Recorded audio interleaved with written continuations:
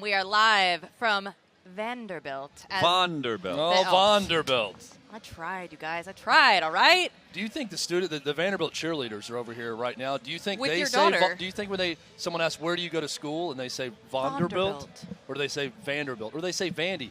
I've found that some are offended by the Vandy moniker. When you say that, it's Vanderbilt. They do not like being called Vandy.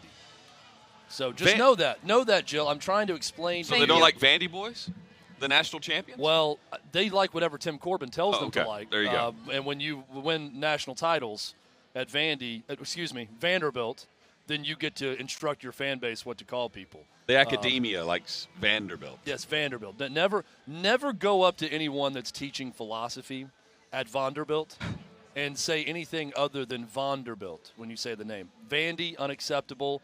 And in some circles, Vanderbilt is unacceptable. Just Vanderbilt. Know that, Jill. I've had it wrong this whole time. Well, you being from the Midwest and being an Iowa Hawkeye, Hutton and I sometimes have to explain the South to you. Thank you. And we have to explain, Southern institutions. So we're just trying to help you out. You had to explain some of the moonshine last night as well? Yes, yeah. Well, the history of moonshining, I had to explain. Hutton and I are family going way back, probably moonshined at some point. I doubt yours did.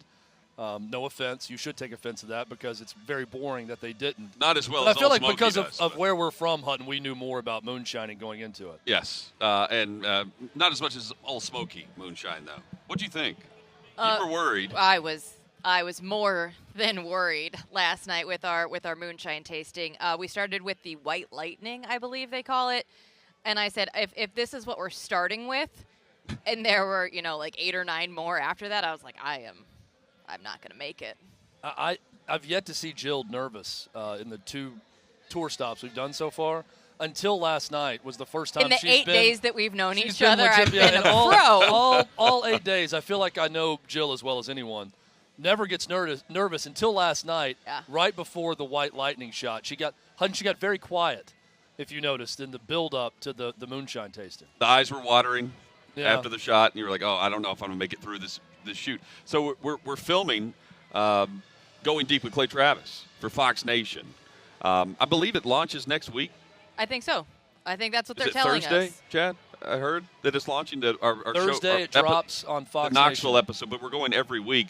So this should be, week 3 or 4 that we shot last night. So it is a 4-episode, 4-part documentary, and it's each month of the season. So this first episode will capture Knoxville, Charlotte, Fayetteville, Gainesville, and that's it. This one's going to be into part 2. I believe that's the way it goes. So look for that.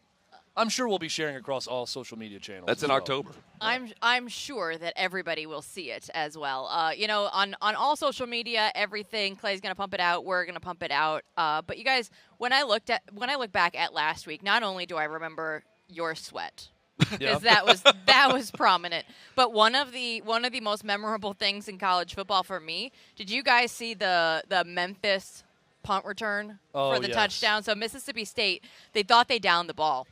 One of the referees. So to the official. Yeah, he was halfway, right? The arms were up just a little bit. It's almost like when you're batting and you're like, did he swing? Did he not? Right? That's like the official that was on the field. Mississippi State, they touched the ball. They did not possess the ball, though. Well, and so the thing that could have been reviewed was the inadvertent whistle. So a whistle was blown, and then that's the one that Mike Leach could have reviewed. And the SEC had to come back and say, well, that's where we screwed up. Well, they also had another rules violation. They had 2 players with the same number on the field. Number 4. And so they announced that right after the game that they screwed up not once but twice on the same play. I think it's a general rule, if everyone just stops playing and then one person is running with the football all the way down the field, 95% of the time something illegal has happened to allow for that to happen, and probably the other 21 players are correct and not the one player running down the field. This was an instance where, yes, the ball was downed. They had 2 players running the same number, also a penalty, and there was a whistle on the play. Mississippi State got screwed. There's no way around it. I know I follow some Memphis writers and Memphis fans on social media. They're all pissed that their big moment beating the SEC has now been tarnished because everyone is saying that Mississippi State got hosed. Look, it's a great win for Memphis. And Mississippi State got screwed. Both things can be true, and both things are true in this instance. No one is going to confuse Mississippi State as the third best team in the SEC, but who is it then? We have Georgia and Bama, and you can argue 1 and 2 with those two teams, but who's the best of the rest? Florida, Ole Miss, A&M, Arkansas. There's a lot of teams that are right there at the top. I want to go Ole Miss here because of the coaching quarterback connection and the fact that they're just adequate on defense. Sometimes they're really bad, but adequate on defense. They've gotten way better. But the reason I like Georgia is the reason I like Texas A&M, even with the backup quarterback, with their defense, Chad. I would go A&M next, followed by Florida, despite what we saw last week, because I'm not a fan of the dual quarterback rotation. And I think if they want to be in that upper tier, Richardson's got to be the guy, because I don't trust Emory Jones to be consistent. He played well last week. I don't think he's consistent enough, which is why everyone's clamoring for Richardson to play. This answer should be Texas A&M. But Texas A&M has not been overly impressive so far this season. I think it's Ole Miss. I think it's Ole Miss. Florida is right there. I think Arkansas today has a real shot against Texas A&M. If the Razorbacks pull it off, I'm probably moving Arkansas into that spot just based on a win over a highly ranked Texas A&M team. But right now, again, I think roster-wise and what Jimbo Fisher has recruited and built on defense and what A&M should be as a little bit more of an NFL pro-style attack that can slow you down and grind you down defensively, they should be third on this list. Yeah. They're not.